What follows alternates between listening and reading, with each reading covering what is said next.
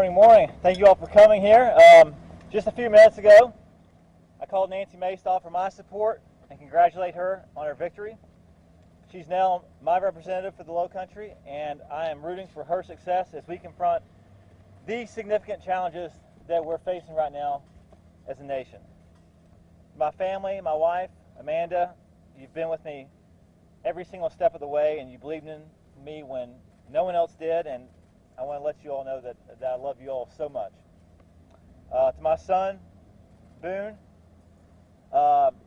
leaving you for days at a time to go to Washington was the hardest part of my job.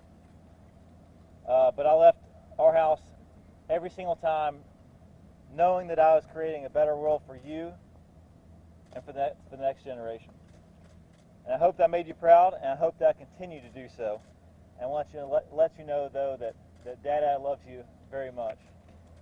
To my congressional and campaign staff, the volunteers, the supporters, I am so incredibly thankful that you trusted me and believed in me. I think the coalition that we created, people from both parties, or no party at all, from all backgrounds, from every stretch of this beautiful district, represents a vision of a better South for all of our citizens. This is obviously not the outcome that we hoped for. While this was one of the closest races in recent history, I feel like we can take solace in the fact that our country is on the right track towards electing a good and decent man to lead us. And I think when all the ballots are counted, Joe Biden will be our president.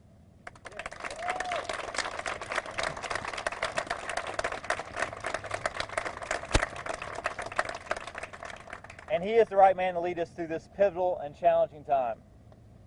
You know, whenever I stood on these steps 3 years ago and announced my campaign, I promised to be a different type of representative. I promised you I would put Low Country over party and people over politics. I will always be proud of the work that we are able to accomplish and for keeping that promise. Representing the 1st Congressional District has been the honor of my life.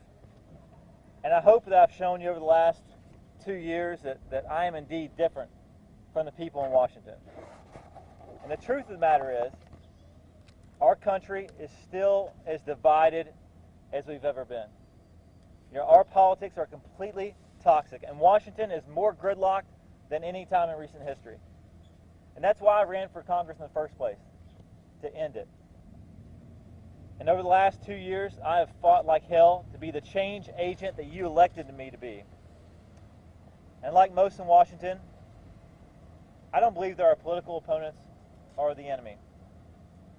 The enemy is a stubbornness of our own biases. The enemy is a political culture that seeks to divide us for sport.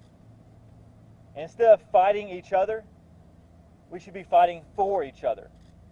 We should be fighting to change the culture that has polluted our politics and divided our country for far too long. This country is at a turning point, and it's up to every single one of us to decide what sort of country we want to live in and what sort of people we want to be. Scripture tells us, let us not grow weary of doing good, for in due season we will reap if we do not give up. We cannot give up. This American experiment is too important to be trivialized by manufactured division. Instead of fighting with each other, let's focus on fighting the challenges ahead of us. COVID-19, climate change, systematic racism, the skyrocketing cost of health care, higher education, and child care. We need fewer walls and more bridges, both in our politics and in our country. We need to end gerrymandering and break down the barriers that make it harder to vote. We have to build back our alliances around the world and be the global leader that we have always been. We have to start talking to each other. And most importantly, we got to start listening to one another. And we've got a choice moving forward. Are we serious about changing our politics? Or is this only a continuation of the dysfunction? I think the answer is entirely up to us. I can tell you that I'm serious, and I'm committed to being part of the solution, even as a private citizen. And I'm asking that you join me. Turn off cable news, log off of Facebook, put yourself in someone else's shoes, try to see things from someone else's perspective. Give others the benefit of the doubt. Try to find common ground. Let's listen and learn from one another.